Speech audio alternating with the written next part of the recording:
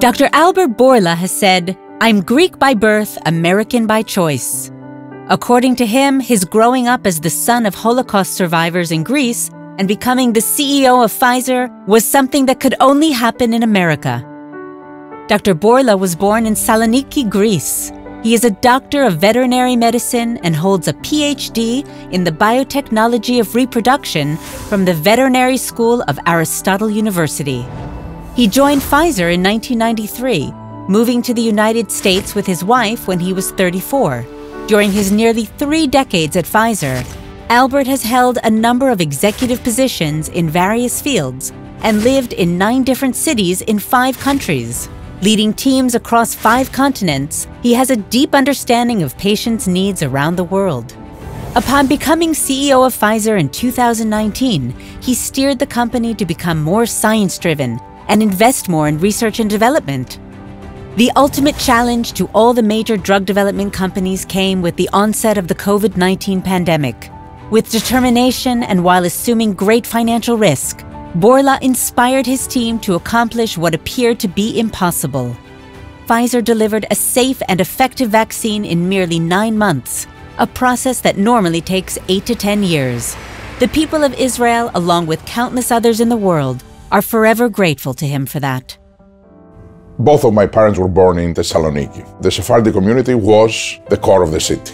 The Nazis basically sent the entire population to camps in Poland, in Auschwitz. From the 50,000, only 2,000 survived, and among them were my 2 parents. So with that experience, my mom became very you-can-do-it attitude woman. She gave it to me. Nothing is impossible.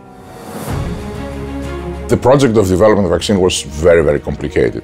But when we got the results, we saw that the efficacy was beyond expectations. There was a lot of euphoria in the world. From a period of darkness, suddenly people were celebrating.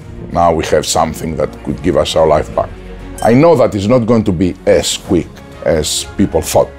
I wanted to create an example. And Israel was on the list. It was a relatively small size. It had an excellent medical system that was digitized. The electronic medical records of Israel were among the best in the world. But more importantly, Israel can execute very well in crisis.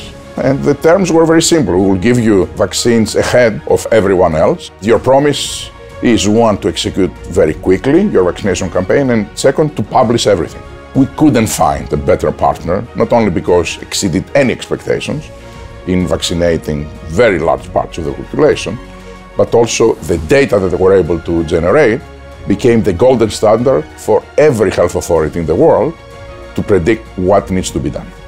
When I was very young, I went to Israel, and then I visited a lot of places, and one of them was Haifa, and we did a tour of Technion. I was so impressed. For the next few years, I wanted to do Aliyah and come to Israel to study in Technion.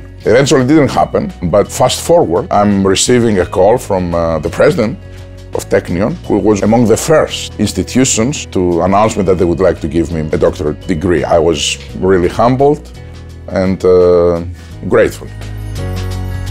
In Pfizer, the reason of our existence is to have breakthroughs that change patients' lives. I think when in 2019 we phrased that as our purpose statement, we didn't know that within 2 years we'll have a breakthrough that will change so much the lives of so many. I only have one message, particularly to the younger students. You never know in life what you can and you cannot do. And if anything, you have a severe tendency to underestimate what is achievable. Don't let that drive you to mediocrity.